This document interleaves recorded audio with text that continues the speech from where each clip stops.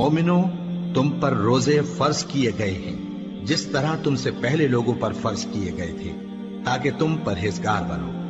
روزوں کے دن گنتی کے چند روز ہیں، تو جو شخص تم میں سے بیمار ہو یا سفر میں ہو تو دوسرے دنوں میں روزوں کا شمار پورا کر لے۔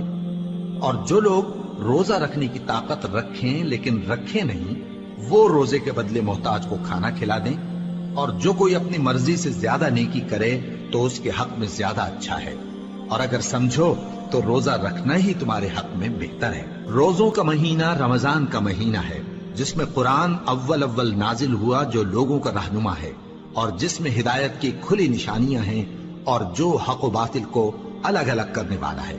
تو جو کوئی تم میں سے اس مہینے میں موجود ہو، چاہیے کہ پورے مہینے کے روزے رکھے، اور جو بیمار ہو یا سفر میں ہو تو دوسرے دنوں میں روزے رکھ کر ان کا شمار پورا کر لے۔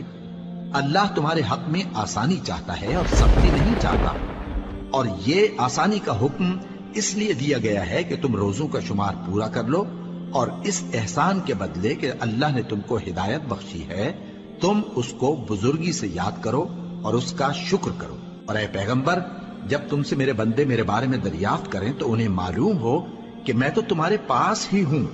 جب کوئی پکارنے والا مجھے پکارتا ہے تو میں اس کی دعا قبول کرتا ہوں۔ تو ان کو چاہیے کہ میرے حکموں کو مانیں اور مجھ پر ایمان رکھیں تاکہ نیک رستہ پائیں۔